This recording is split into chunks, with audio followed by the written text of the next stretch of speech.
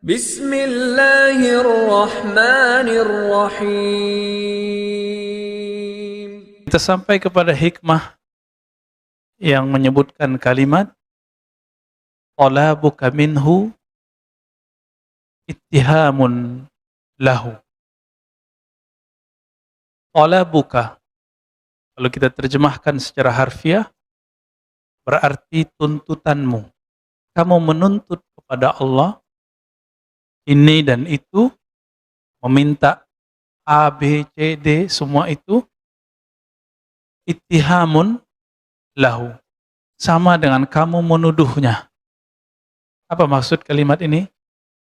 Banyak orang berdoa, sebelum dia berdoa, dia tidak meyakini, atau saat dia berdoa, dia tidak meyakini bahwa Allah mendengar, atau Allah sudah tahu apa yang dia mau katakan. Ini sudah pernah kita singgung di kajian Risalah Kusyairiyah, tapi lafaznya ada dalam hikam. Jadi kebanyakan orang berdoa, dia ingin memberitahu kepada Allah, padahal Allah sudah tahu. Allah sudah tahu kebutuhan kita sebelum kita menyampaikannya kepada Allah. Salah satu sifat Allah adalah alim. Allah maha mengetahui. Dan itu asma'ul husna. Wa huwa bikulli syai'in alim. Dia terhadap segala sesuatu maha mengetahui. Bahkan di ayat-ayat sebelumnya, innallaha alimum bidzatis sudur. Allah maha mengetahui apapun yang tergores di dalam dada ini. Artinya belum saya lafazkan, belum kita lafazkan, Allah sudah tahu. Jadi supaya kalimat ini tidak mengenai kita, bagaimana caranya? Sebelum berdoa, maka panggillah Allah terlebih dahulu. Ya alim, wahai yang maha mengetahui isi hati. Nah, ini diajarkan oleh Imamuna Abul Hasan Asy-Syadzili.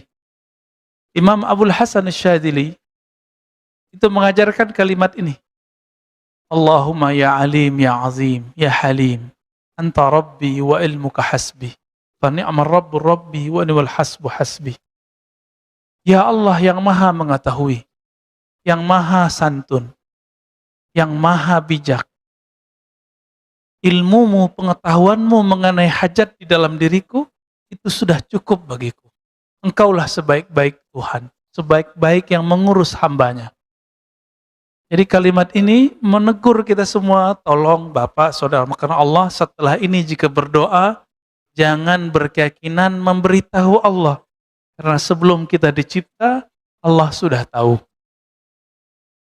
Yakin atau tidak? Sebelum kita ada, Allah sudah tahu belum kebutuhan kita? Allah sudah tahu.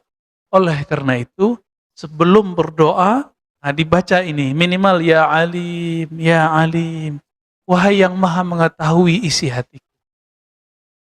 Berarti doa itu untuk apa? Maka doa ada dua. Ada orang berdoa karena dia ingin memberitahu Allah, ya'laman ilallah, memberitahu Allah, ini buruk adabnya. Ini menuduh Allah Subhanahu wa ta'ala. Ada doa level 2. Doa apa ini? Doaul khalil li khalilih, al-habib li habibih. Curhatnya seorang kekasih kepada kekasihnya. Saya mau tanya, orang yang curhat sebenarnya dia sudah tahu belum apa jalan keluar masalahnya? Rata-rata sudah. Cuma dia ingin tenang. Ketika Nabi Ibrahim alaihissalam, beliau mengatakan, ya Allah, arini kaifa tuhyil mauta. Tunjukkan kepadaku bagaimana cara engkau menciptakan yang hidup, menciptakan yang hidup, menghidupkan yang mati. Allah bertanya, apakah engkau tidak beriman kepadaku? Apa jawaban Nabi Ibrahim? Bukan ya Allah, tetapi supaya hatiku lebih tenang. Maka doa itu untuk menenangkan hati.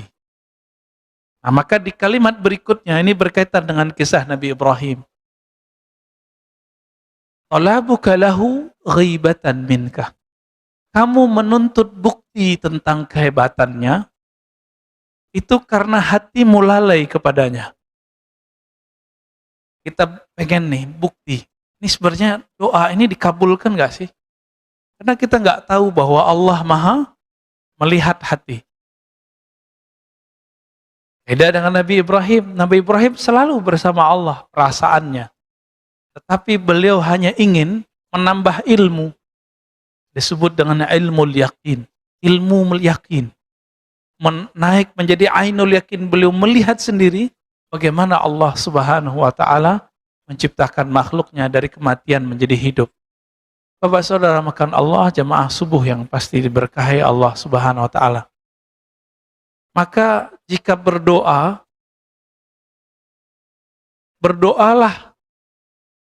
sekedar bermanja-manja kepada Allah Subhanahu wa ta'ala. Karena sebenarnya apapun yang kita butuhkan Allah sudah sediakan. Tapi ingat, banyak orang menginginkan sesuatu yang dia tidak butuhkan. Itu sebabnya Allah tidak beri.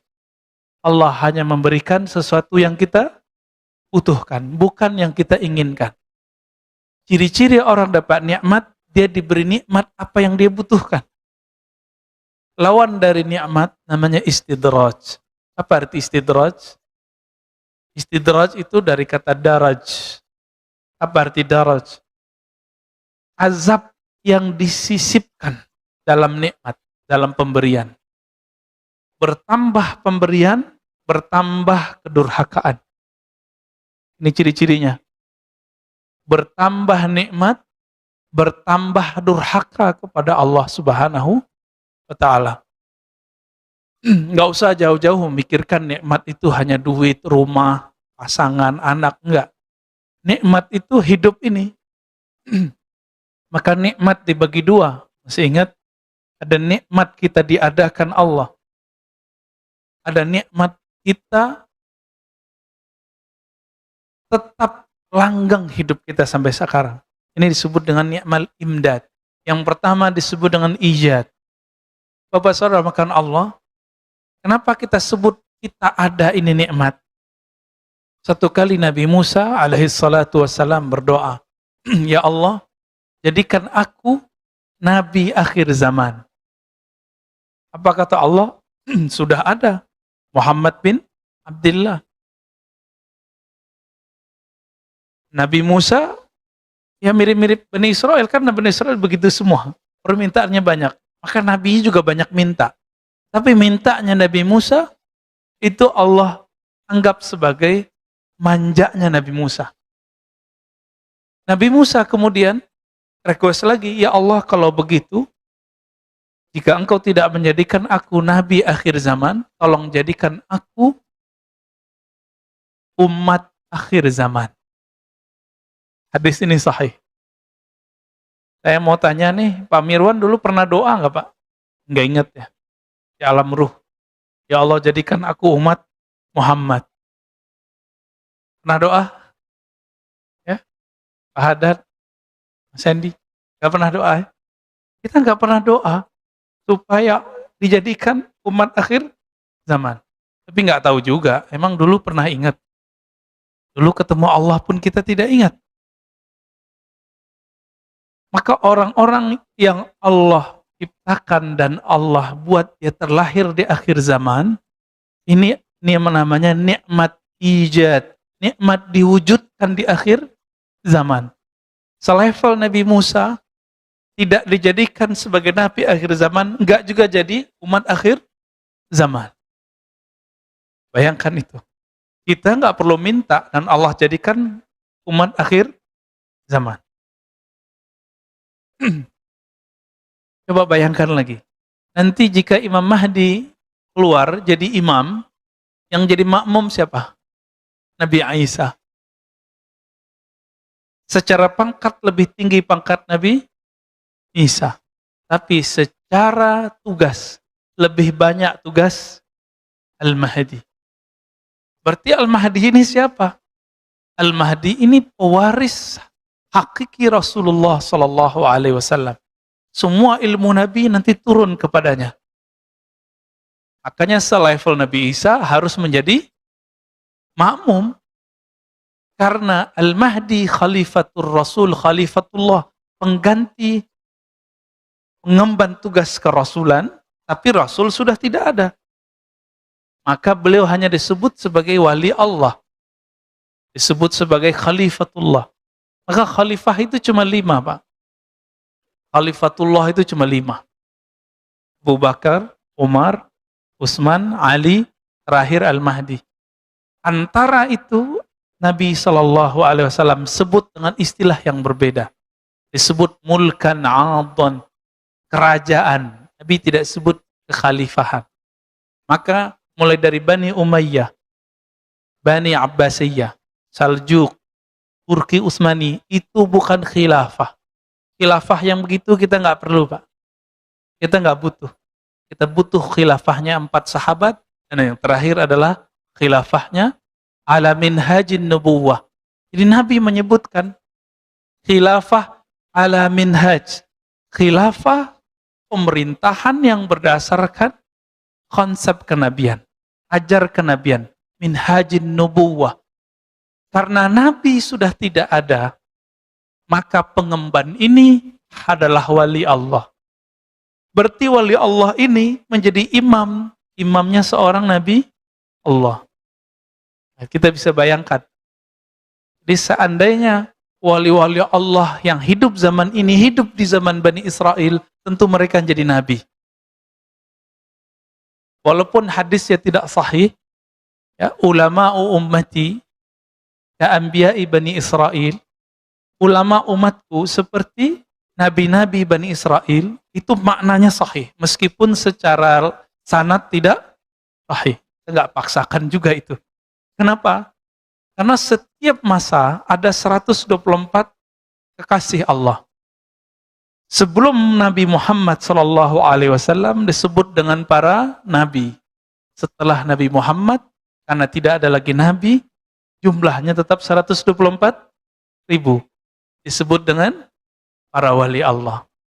Siapa tahu guru-guru Bapak Ibu atau di antara kita ini ada yang 124.000 itu. Amin ya Rabbal alamin. Kalau tidak, semoga Bapak Ibu berguru kepada mereka. Karena nanti mereka bisa kasih syafaat dengan izin Allah. Berdasarkan hadis Imam Muslim, bahwa yang dapat memberi syafaat itu adalah malaikat, nabi, dan orang soleh. Dengan izin Allah Subhanahu wa ta'ala. Malaikat, nabi, orang soleh ini yang 124.000 itu. Ya. Jadi ketika kita ingin menunggu kapan Allah ini bantu kita, kapan Allah ini memberikan keajaiban kepada kita, orang-orang seperti ini kalbunya tidak hadir bersama Allah. Disebut ghaibatan minka, talabuka lahu ghaibatan minka. Kamu menuntutnya untuk begini, begitu, atau kamu ingin mencari bukti tentangnya, pertanda kalau kamu tidak bersamanya. Jadi kalau kita tidak bersama Allah, maka kita akan mencari-cari buktinya. Padahal Allah mengatakan, wa huwa ma'akum ainama kuntum. Dia bersamamu dimanapun kamu berada. Dia bersamamu dimanapun kamu berada. Wa idza sa'alaka ibadi anni fa inni qarib. Jika hambaku bertanya kepadaku, katakanlah bahwa aku sangat dekat. Tapi Allah dekat, kita belum tentu merasa dekat. Ini masalahnya. Disinilah perdebatan orang tawasul enggak tawasul. Sebenarnya orang yang anti tawasul itu niatnya benar. Kalau minta kepada Allah, ngapain pakai perantara? Benar gak tuh? Benar. Ini benar Pak, konsep awalnya benar. Tapi, apakah setiap orang berdoa merasakan kedekatan itu? Enggak. Maka dia perlu menyebut nama guru-gurunya dalam meminta kepada Allah. Mintanya tetap kepada Allah. Ini dalilnya dalam hadis Imam Tirmizi.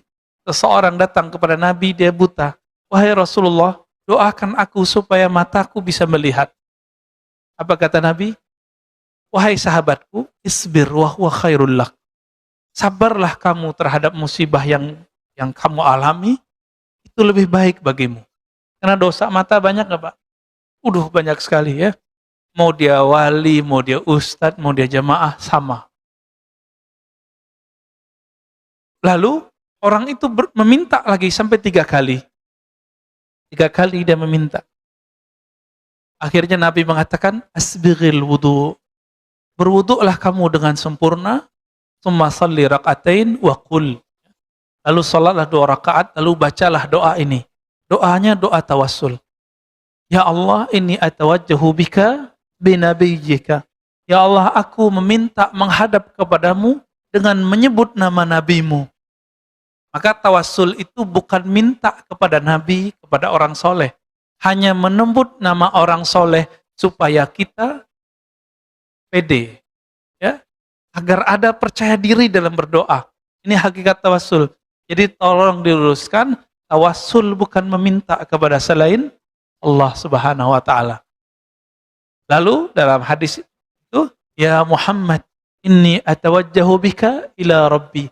Wahai Muhammad, wahai Nabi Muhammad, wahai Rasulullah, aku bermediasi menyebut namamu di hadapan Rabbku, meminta Rabbku, fashfa'li fiyya, maka berilah aku syafaat. Dia usap matanya, langsung dia bisa lihat, Pak. Kenapa orang ini mesti menyebut nama Nabi? Karena kalau dia tidak menyebut nama Nabi, seperti orang buat proposal, nggak ada ACC-nya. Dicuekin sama yang diminta. Bukankah Allah maha dekat? Kenapa sahabat ini tidak berdoa di rumahnya? Kalau seandainya Allah itu maha dekat, kenapa dia tidak meminta di mana saja? Allah maha dekat, tapi orang ini tidak merasa dekat. Itu maknanya. Karena dia tidak merasa dekat, Allah pun tidak merasa dekat kepadanya. Ana inda dhanni abdi, aku berdasarkan keyakinan hambaku. Ini terjemahan saya. Terjemahan biasa, aku berdasarkan prasangkaan hambaku. Itu lewat ya terjemahannya. Bukan itu terjemahannya. Aku berdasarkan keyakinan hambaku. Apa keyakinan kita saat berdoa? Allah nggak dengar, Allah nggak mau dengar. Padahal Allah maha mendengar. Itu sebabnya juga Bapak Saudara makan Allah kalau berkunjung ke kampung-kampung, meskipun ya kita tidak semuanya sesuai dengan metode ini, tapi guru-guru kita yang lama, baik di Indonesia ataupun di Suriah, di Arab, di Yaman, mereka sebelum berdoa mereka tahlil dulu. Saya juga mikir-mikir, kenapa ini? Alasannya apa? Kan Nabi tidak mencontohkan dengan cara itu secara rutin. Sesekali iya, sesekali tidak. Kan mereka zikir dulu Pak. Afdhalu dzikri la ilaha illallah, terus orang tahlil. Ya, benar nggak? Setelah itu baru doa. Apa ini rahasianya? Kita usut, kita teliti. Ternyata ada dalam riwayat Imam An-Nasai. Bahwasannya, man qala la ilaha illallah. Lebih kurang begini. Siapa yang mengatakan la ilaha illallah dengan hatinya, dengan kolbunya, lisannya membaca, kolbunya membenarkan. Apa kata Nabi SAW? Fataqallahus samawat. Allah akan belah langit sekedar memandang orang itu. Saya mau tanya, sebelum orang itu baca la ilaha illallah, Allah sudah memandang belum kita semua? Sudah. Lalu pandangan apakah ini? Inilah pandangan kewalian, pandangan rahmat. Siapa yang membaca ini, maka Allah pandang dia dengan pandangan cinta. Itu sebabnya Bapak Saudara makan Allah, kita kalau melihat ahli zikir, hati kita kemudian jadi teduh. Apa kata Nabi SAW ketika ditanya, ya Rasulullah, siapakah wali Allah itu? Dijawab oleh Nabi, man idza ru'u dzukirallah. Orang yang jika engkau pandang dia, orang itu adalah energi zikir. Jika engkau memandangnya, engkau teringat kepada yang dia ingat. Siapa yang dia ingat? Allah.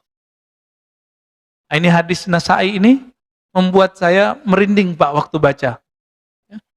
Siapa saja yang membaca la ilaha illallah, tidak ada yang berhak disembah, tidak ada tempat bergantung kecuali Allah. Maka Allah belah langit, fataqas samawat.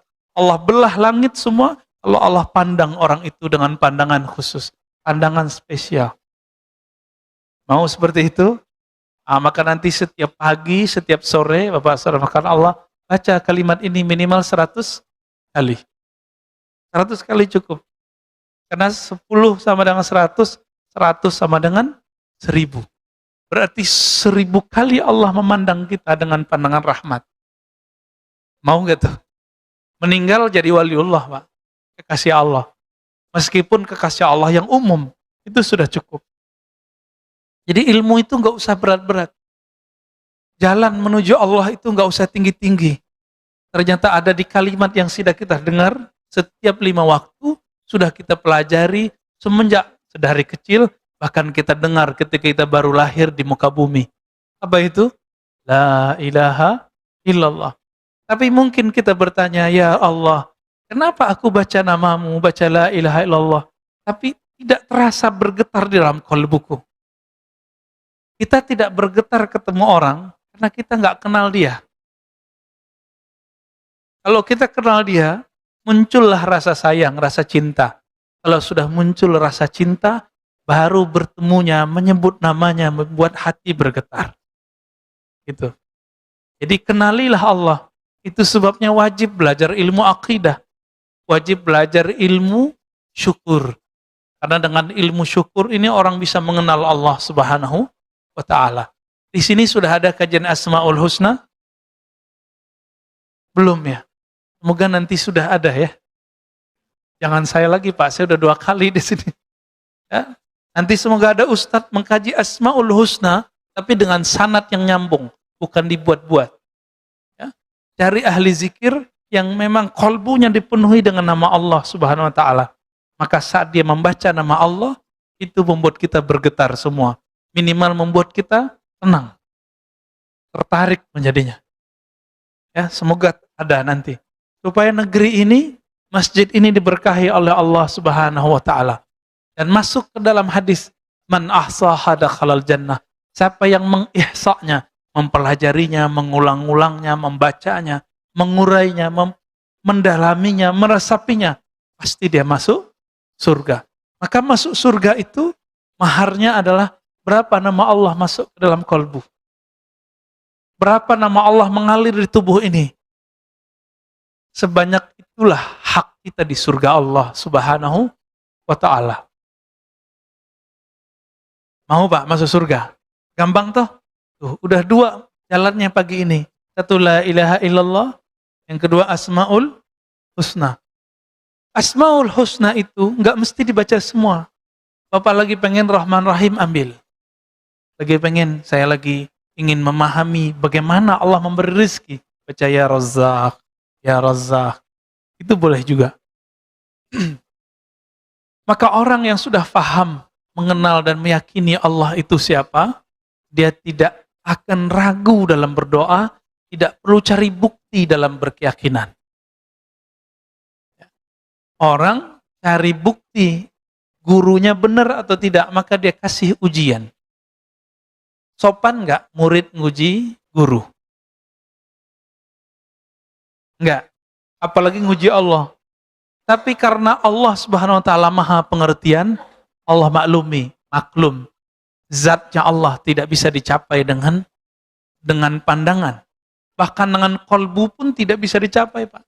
Kolbu hanya bisa merasakan nama dan sifatnya. Sedangkan zatnya hanya bisa dirasakan oleh ruh kita. Tapi ruh kita nggak kenal. Bagaimana mengenal yang meniupkan ruh ini?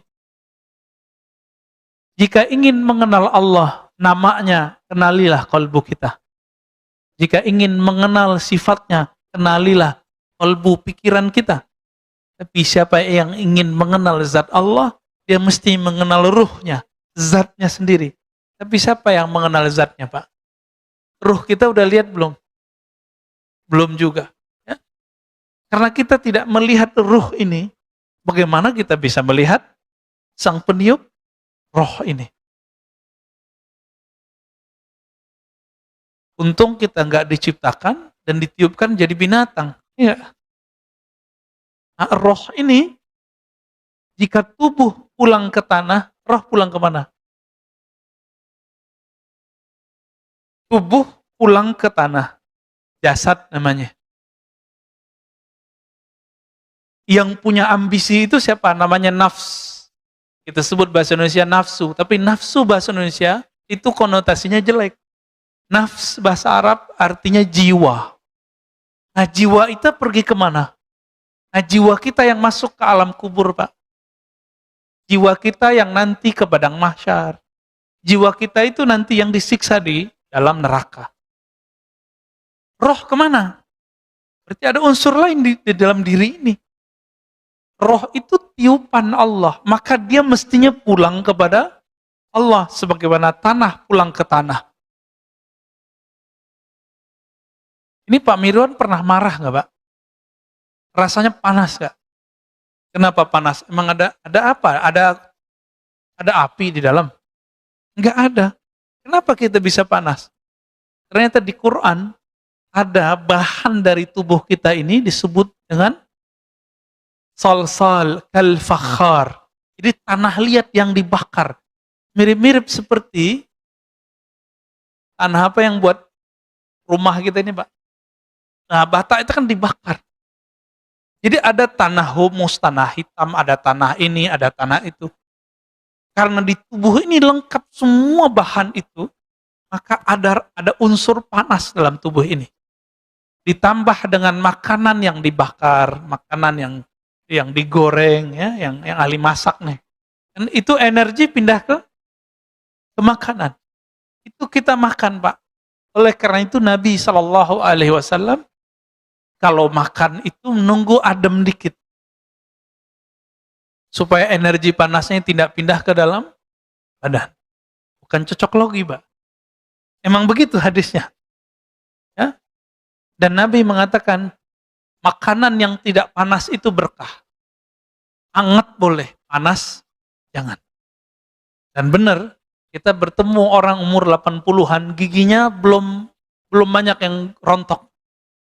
Saya tanya, apa alasannya, apa pengalaman Bapak ini, kok gigi masih utuh-utuh aja nih? Apa jawaban beliau? Saya tidak makan terlalu panas atau minum terlalu dingin. Gitu. Tantangan kita semua, Pak ya. Kita kalau minum pengennya dingin, kalau makan pengennya panas. Lidah aja rasanya langsung sariawan, langsung panas. Apalagi gigi itu. Ya? Apalagi perut. Coba lihat nih. Ternyata yang suka sambel dong bukan orang Sumatera, Pak. Orang Sunda, orang Jawa Timur, aduh sambelnya Masya Allah. Ya, waktu kita pernah ada tugas dulu ke pelosok Bandung, itu nggak ada cabai merahnya, Pak. Adanya cabai rawit doang. Ulek. Ya. Kita makan itu, aduh saya guling-guling, Pak ya. Pedesnya bukan main. Bukan berarti kita jadi pedes gara-gara itu, bukan ya. Baik. Jadi apabila roh ini tidak berpulang kepada Allah, maka kita belum selesai tugasnya. Belum sempurna, inna lillahi wa inna ilaihi raji'un. Kita milik Allah, kembali kepada Allah.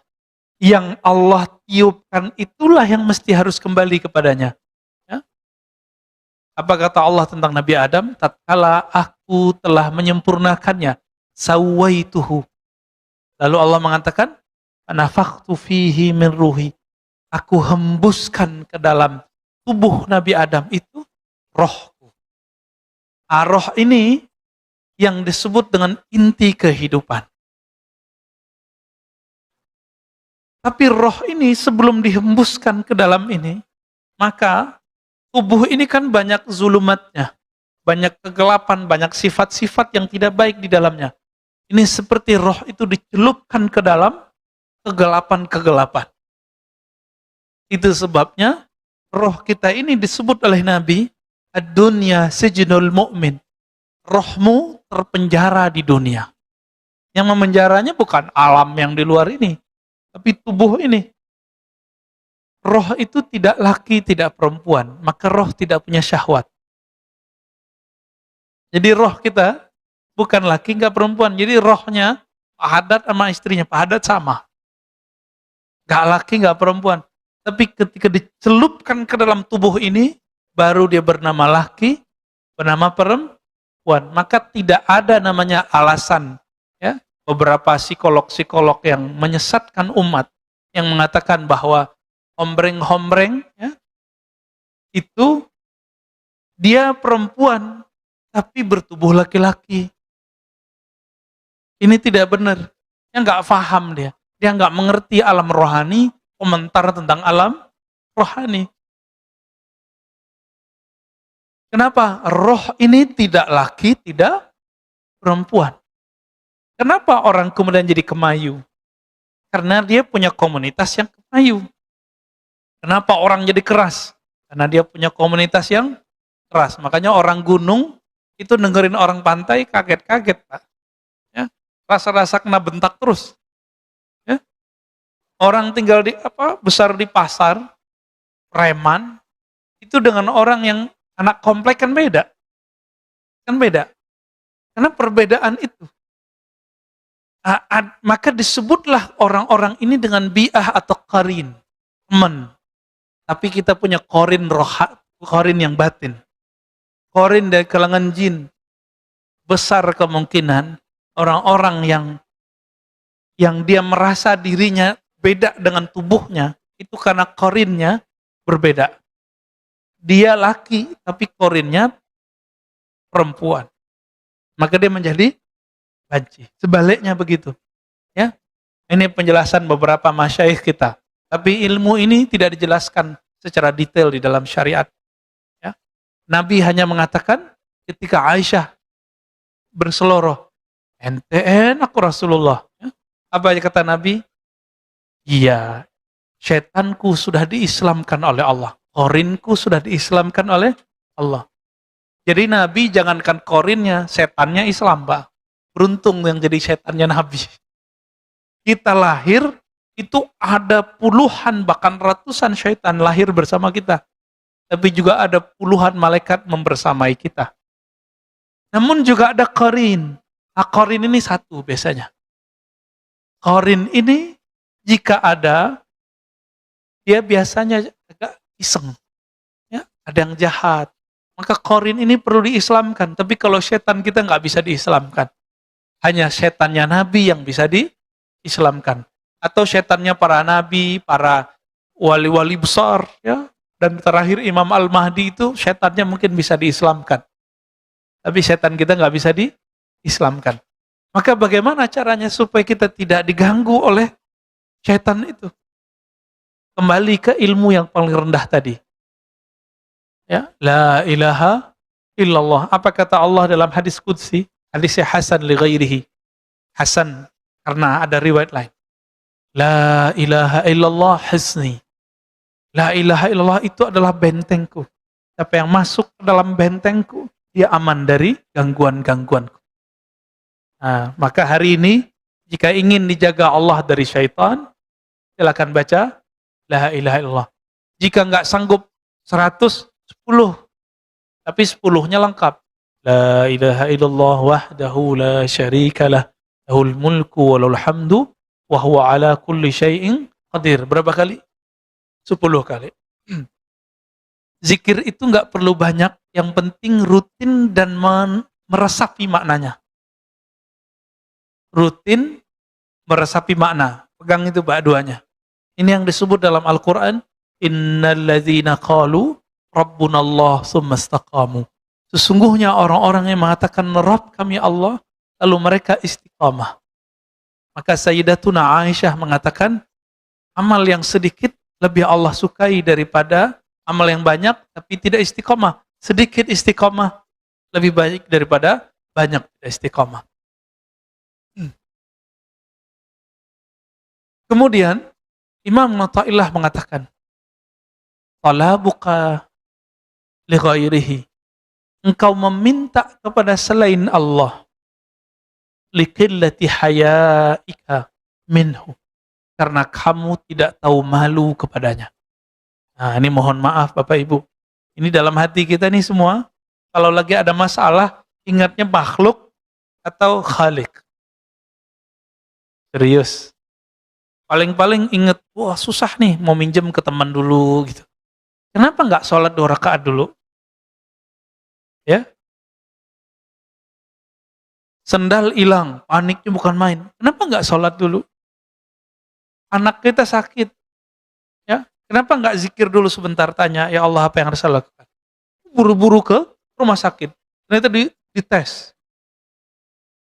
COVID.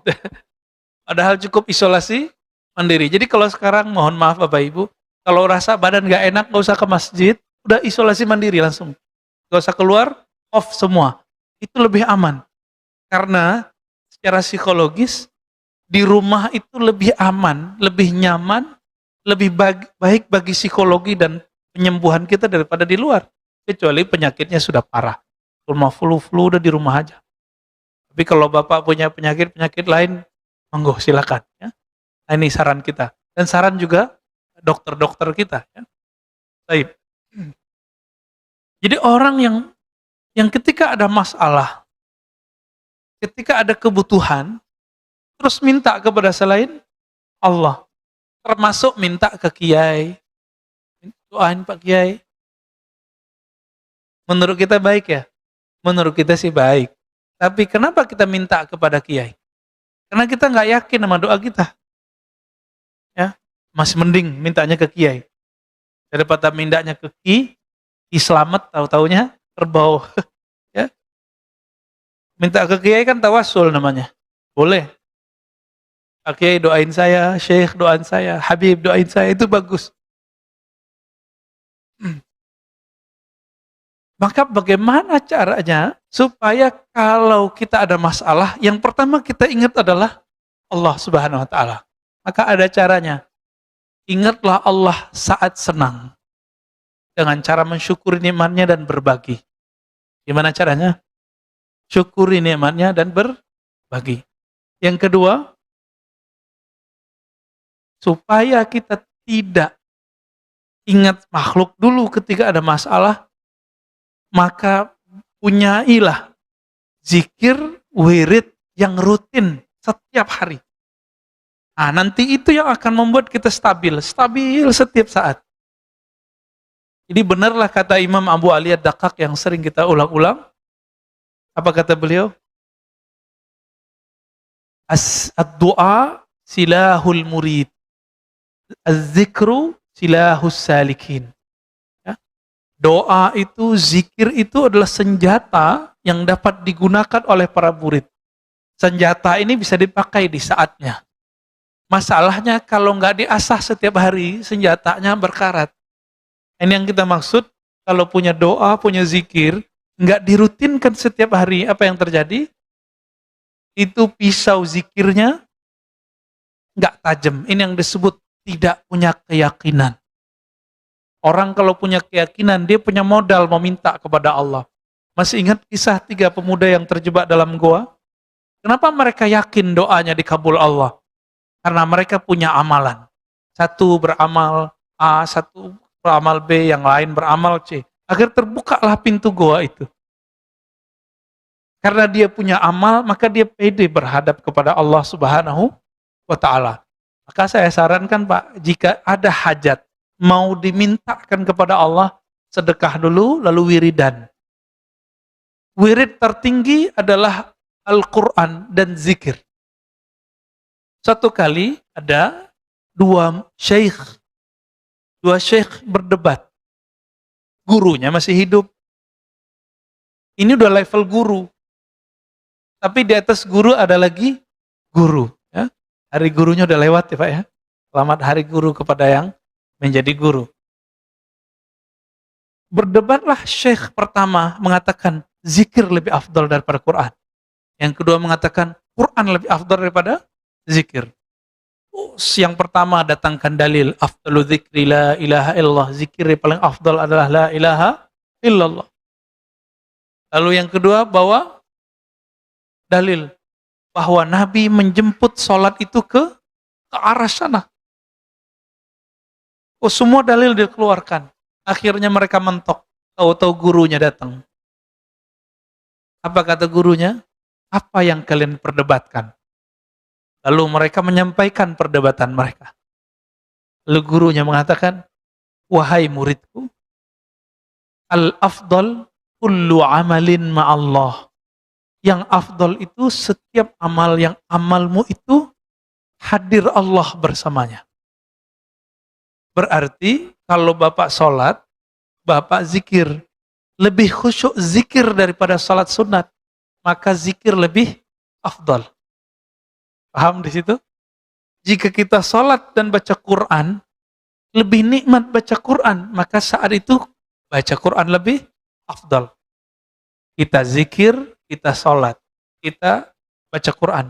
Oh, lebih nikmat sholat ya, maka sholat lebih afdal. Sholat sunat maksudnya apa ya? Kalau sholat wajib, mau nikmat gak nikmat, wajib. Gak ada cerita. Baik. Oleh karena itu, dalam banyak kitab termasuk juga Fadail A'mal, kitab Jami' Usul Aulia, disebutkan ada seorang murid datang berlatih zikir kepada gurunya. Kata gurunya, mulai hari ini Qur'anmu simpen dulu ya, taruh bagus-bagus depan sajadahmu. Tapi jangan dibaca dulu. Sholatnya nggak usah banyak-banyak dulu, cukup sholat wajib sama rawatib lalu witir. Akhirnya dia lakukan. Beberapa hari dia datang lagi kepada gurunya, wahai tuan guru, saya rindu baca Quran. Kata gurunya, tunggu dulu, kamu zikir dulu. Dia kemudian zikir lagi. Besok datang lagi, wahai tuan guru, saya pengen baca Quran. Dia pengen baca Quran dengan hawa nafsunya. Apa kata gurunya? Tunggu dulu, kamu zikir dulu. Zikir itu panas, Pak. Dengan panasnya zikrullah, itu bisa mengkerangkeng hawa nafsu kita. Dikurangi makan, dikurangi tidur, dikurangi banyak berpikir, dikurangi ngomong. Disebut dengan beruzlah, berkhalwat, menyepi bersama Allah. Sampai berapa hari? Sampai 40 hari, dipanggil sama gurunya. Orang ini sudah lupa baca Quran, sudah lupa sholat banyak-banyak. Dipanggil sama gurunya. Wahai muridku, engkau sudah asik berzikir. Sekarang saatnya engkau membaca Al-Quran. Betul, dia masuk ke ruang khalwatnya, dibaca Al-Quran. Baru dibacaan basmalah, langsung air matanya meleleh. Rasa hadir, bismillah, dengan nama yang luhur milik Allah Subhanahu wa ta'ala. Yang punya nama sudah ada dalam kolbunya. Nama Allah sudah ada dalam jiwanya. Karena kolbu ini makanannya adalah asma wa sifat. Nama-nama Allah. Semakin banyak nama Allah di kolbu, semakin nikmat baca Quran dan salat. Jadi saya nggak punya teori macam-macam Pak tentang salat khusyuk. Walaupun di luar sana banyak latihan salat khusyuk, pelatihan salat khusyuk. Kita cuma punya satu. Kalbumu penuh dengan nama Allah, pasti khusyuk. Cuma itu, nggak ada lagi. Karena khusyuk itu muncul dari tuma'ninatul qalb. Ketenangan kalbu. Dan ketenangan kalbu hanya muncul dari zikrullah. Ya, surat Ar-Ra'd ayat 28. Hanya dengan zikrullah, nggak ada lagi. Jadi zikir, kalbu tenang, salat khusyuk, baru pas. Doa pun yakin. Kira-kira begitu Bapak Salmakan Allah, jika kita simpulkan hikmah pagi ini. Jadi kenapa orang masih meragukan Allah saat berdoa? Atau ingin mencari bukti Allah itu bagaimana dan bagaimana? Atau dia masih meminta kepada makhluk? Karena kolbunya tidak hadir bersama Allah. Kolbunya tidak ada nama Allah. Maka belajarlah kepada ahli kolbu, ahli zikir, bagaimana cara menabung nama Allah dalam kolbu. Kira-kira begitu Bapak Saudara makan Allah. Saya rasa cukup. Ada tanya jawab. Baik. Silakan kalau ada yang mau didiskusikan. Saya tidak melayani pertanyaan politik. Oke? Oke. Saya batasi. Kita ngomong hikam aja. Hasan Hussein pun beda Pak masalah politik. Hasan memilih untuk diam, Hussein memilih untuk bukan berontak. Ingin mengkritisi pemerintah. Jadi dua sahabat Nabi, cucu Nabi sudah beda manhaj politik. Untuk zaman ini saya pilih manhaj Hasan dulu. Nanti dikit lagi kita pakai manhaj Hussein. Ya, tafadhal. Assalamualaikum warahmatullahi wabarakatuh. Assalamualaikum. Mengenai tawasul,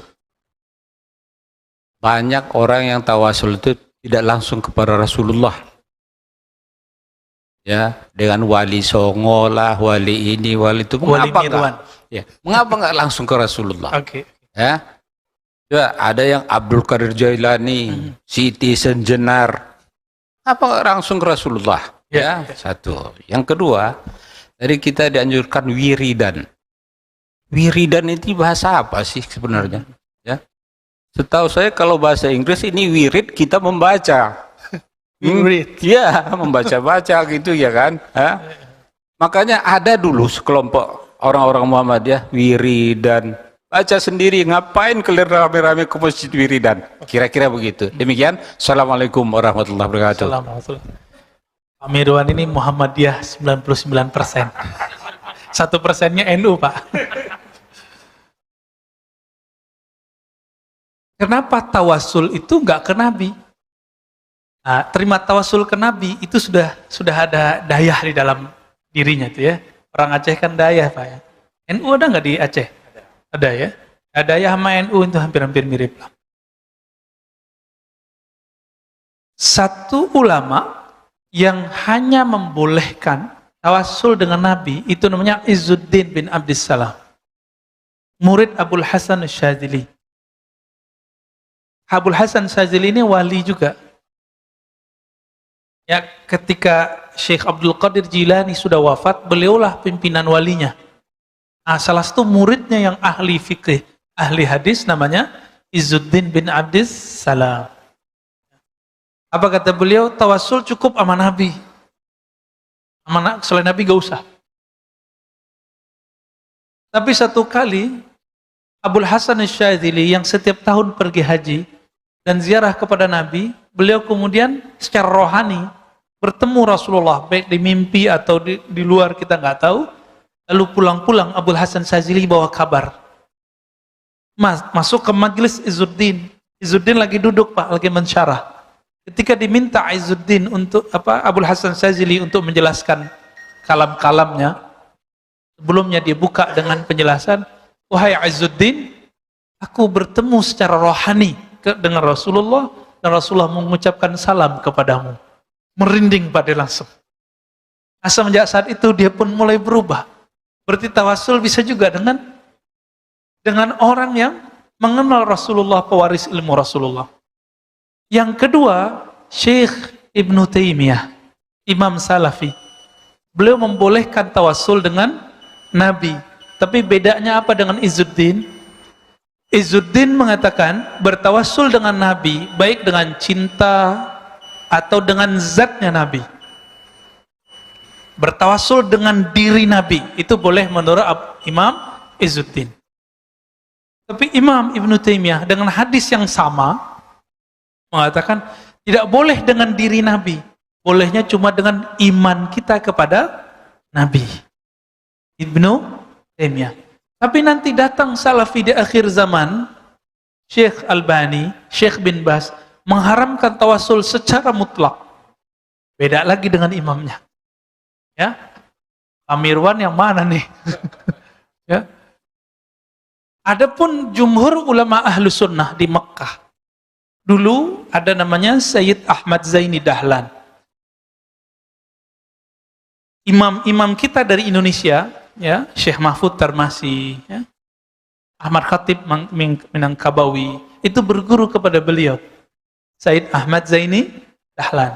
Tapi lebih banyak berguru kepada Bakri Syata, pengarang kitab I'anatul Talibin. Nah, ini mereka termasuk juga ayah Buya Hamka, Syekh Abdul Karim, ya. Abdul Malik, Abdul Karim Amrullah, ya. Nah, ini mereka ini berguru kepada Said Ahmad Zindahlan yang mengatakan bahwa tawassul dengan Nabi ataupun dengan selain Nabi yang mereka orang-orang soleh itu boleh dengan keyakinan mereka adalah pewaris Nabi Sallallahu Alaihi Wasallam. Maka oleh Sayyid Muhammad Alawi Al-Maliki, imam di Mekah, beliau ayahnya, kakeknya itu pengajar di Mekah, Pak. Tapi tahun 80-an karena persoalan tawassul dan masalah solawat-solawatan, beliau tidak boleh ngajar lagi di Mekah, di Masjidil Haram. Apa namanya? Sayyid Muhammad Alawi Al-Maliki. Bahkan ada ustadz muda di Indonesia berani kurang ajar menyebut beliau. Apa katanya? Sayyid Muhammad Alawi Al-Maliki itu taghut, musyrik. Apa kata dia? Sayyid Muhammad Alawi Al-Maliki musyrik. Kira-kira gimana, Pak? Orang baru-baru ngerti agama, Sayyid Muhammad sudah menjadi ulama besar, dia belum apa-apa, berani mengatakan Sayyid Muhammad musyrik. Hah? Saya nyebut nama, Pak ya? Saya minta ampun kepada Allah. Ya, saya paling anti sudah nyebut nama itu. Allahumma sholli ala Muhammad. Apa kata dia? Karena dia salah faham. Dikira tawassul itu meminta kepada selain Allah. Para Said Muhammad mengatakan enggak. Tawassul itu tidak meminta kepada selain Allah. Tawassul itu minta hanya kepada Allah dengan menyebut nama kekasih Allah sebagai ACC. ACC doang, Pak. Ya? ACC boleh nggak tuh? Ini dalilnya hadis Imam Tirmizi dan hadisnya sahih. Oh, dijawab oleh Syekh Albani. Loh, ente salah. Ini hadis hanya boleh kepada orang yang hidup dan Nabi doang. Dijawab lagi oleh Said Muhammad. Mana dalilnya bahwa tawassul mesti orangnya hidup dan hadir dan Nabi doang orangnya? Nggak ada. Itu hanya pemahaman Syekh Albani. Pemahaman yang dikultuskan. Maka orang-orang kalau sudah mengkultuskan pemahaman imamnya, walaupun dia tidak mengkultuskan imamnya, maka ini sudah jadi berhala baru. Dia akan menyalahkan orang-orang yang tidak salah. Dia akan menganggap syirik orang-orang yang tidak syirik. Paham di situ? Ya. Said Muhammad, beliau, ayahnya, kakeknya, itu mufti Mekah. 80-an, Pak, tahun 80-an, masih ngajar di Mekah. Tapi karena orang-orang ini, ya, Ibnu Mani, ya, dia nulis buku kesesatan Said Muhammad. Dan di situ disebut Said Muhammad sebagai taghut Mekah, berhala Mekah. Bayangkan, keturunan Rasulullah, ahli hadis, hafal ribuan hadis. Kalau versi Said Agil Munawar, murid beliau, itu murid beliau, Pak. Jadi nggak usah jauh-jauh nyari guru. Itu Said Agil Munawar, orang sini. Bener orang sini. Ya. Maka beliau kalau ngajar Riyadhus Shalihin pakai kitab nggak, Pak? Udah apal beliau. Ya. Dan beliau bersaksi ya ke kita di kelas dulu bahwa itu Said Muhammad hafal Kutubus Sittah. Saya tidak tahu maksud hafal itu apakah hafal semua atau hafal secara maknawi. Said Muhammad Alawi Al-Maliki punya kitab judulnya Mafahim Yajibu an Tusahhah. Pemahaman-pemahaman Salafi Wahabi yang mesti diluruskan. Itu judulnya. Ulama Mekah. Yang kita tahu kan Mekah cuma Sudais doang. Syuraim, ya. Ya. Kita nggak tahu ulama-ulama yang dibalik itu. Ada Syekh Ismail Zaid, ada ulama kita orang Indonesia, tapi gurunya Said Muhammad, namanya Syekh Yasin Al-Fadani, orang Sumatera, Pak. Said Muhammad keturunan Rasulullah setiap hari Rabu atau Selasa malam Rabu, kata Syekh Ahmad Marwazi, itu ngaji ke sana setoran kitab, baca hadis, dengerin riwayat-riwayat dari beliau. Jadi orang kita jadi ahli hadis. Bahkan Syekh Ali Jum'ah jadi mufti ya, di Mesir, mufti sebelumnya, itu beliau mengatakan, Syekhi, guruku Syekh Yasin Al-Fadani. Dia menyebut orang kita dengan Syekhi. Gimana tuh? Ya, kita nggak pede sama orang kita. Ya, ilmu itu sekarang udah diboyong semua ke negeri ini. Jadi sanadnya Said Muhammad, sanadnya Syekh Yasin, sanadnya para masyayikh, ya Hasan Masyad, itu sudah dibawa ke sini. Syekh Ismail Zain, murid-muridnya di sini. Di Mesir ada Syekh Yusri, ada Syekh tadi Ali Jum'ah, ada Abdul Bais Katani. Kita cek orang kita juga, Pak. Dia mau orang Indonesia ini kemana-mana ngajinya luar biasa. Bahkan saya kaget, Syekh Omari, di zaman yang saya berpikir orang kita nggak ketemu beliau, ternyata udah ketemu beliau. Tapi beliau nyandain kita, Pak. Apa kata beliau?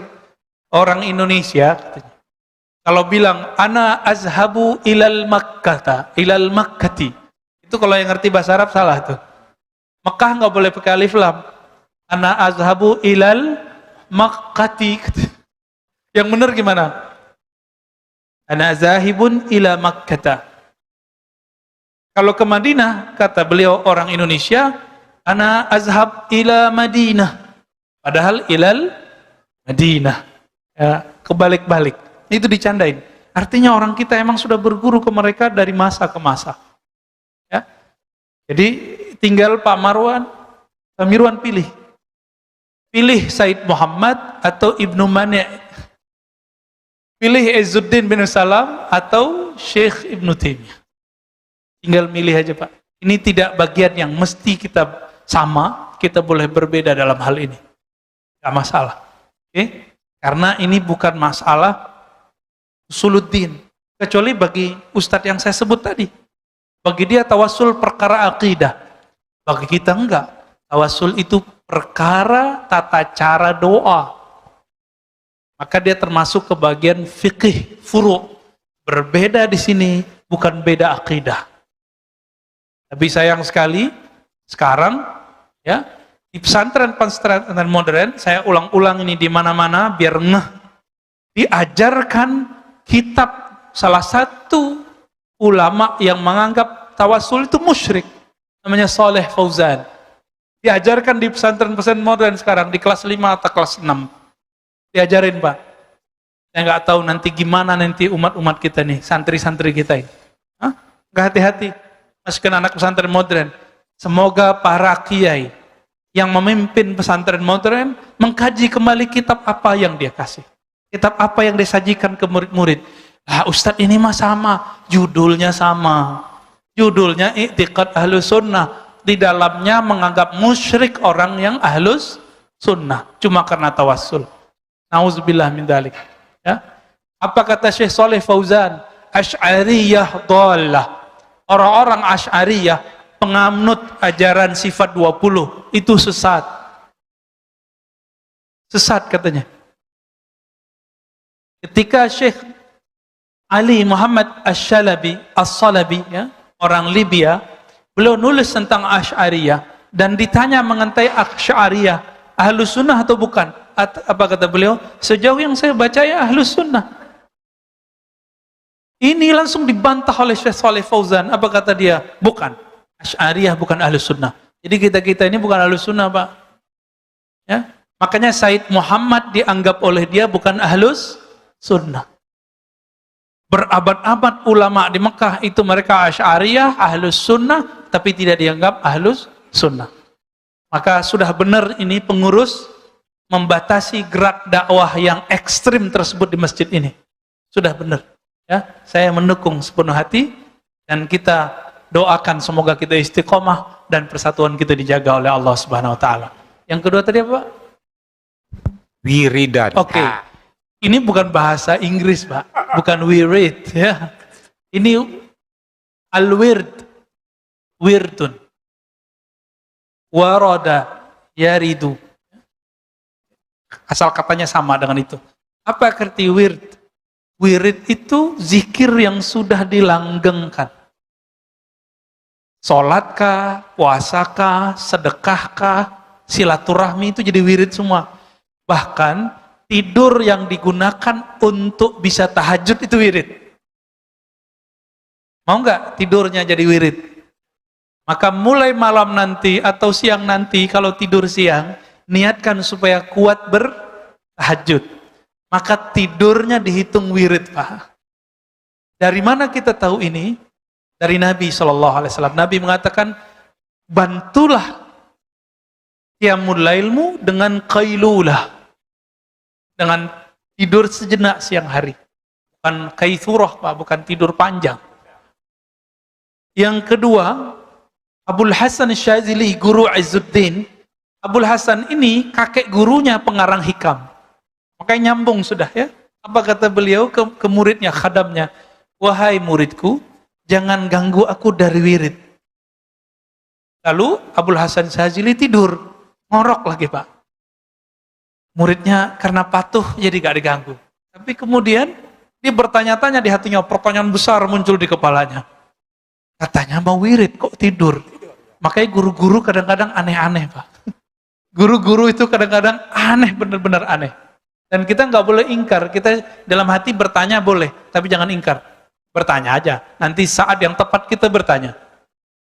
Bangun beliau, wudu, zikir, selesai zikir ditanya, wahai Tuan Guru, katanya engkau mau wirid, kenapa tidur? Apa jawaban Imam Syazili?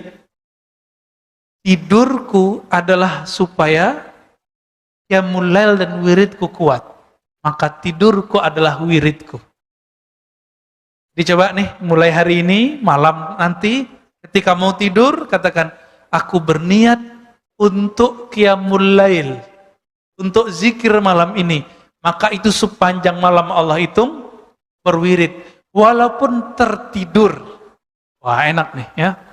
Walaupun ketiduran Pak, bangun-bangun udah azan, gak apa-apa. Nanti langsung setelah pulang dari masjid, qadha salat witirnya, baca wirid-wiridannya yang ketinggalan. Cara istiqomah cuma satu, mengqadha yang ketinggalan. Kalau kita nggak qadha yang ketinggalan, siap-siap bolong besok ya. Baik, ada lagi? Sudah. Masih ada? Baik, cukup ya. Oke. Baik Bapak Ibu yang makan Allah, semoga kalbu kita selalu hadir bersama Allah, banyak menyebut nama Allah, berlatih mengenal Allah Subhanahu wa Ta'ala. Mari kita berdoa dengan dua kalimat, Allahumma ya Rahman ya Rahim. Wahai yang Maha Pengasih, wahai yang Maha Penyayang, ya Rauf, ya Rauf, ya Rahim. Allahumma rzuqna hubbak, ya Allah berikan kami cintamu. Waj'alna mimman ahbabtahu, jadikan kami orang yang engkau cintai. Warzuqnal amal alladhi yuballighuna ila hubbik.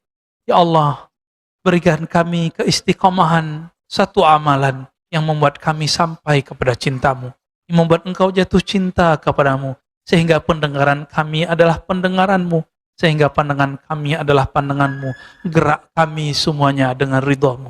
Allahumma jma'na ma'a nabiyikal Mustafa Muhammad sallallahu alaihi wasallam. Ya Allah, kumpulkan kami dengan nabimu Nabi Muhammad sallallahu alaihi wasallam di jannatil firdausil a'la, di surga firdausmu yang sangat mulia. Rabbana atina fid dunya hasanah wa fil akhirati hasanah wa qina adzabannar. Walhamdulillahirabbil alamin. Terima kasih. Assalamualaikum warahmatullahi wabarakatuh.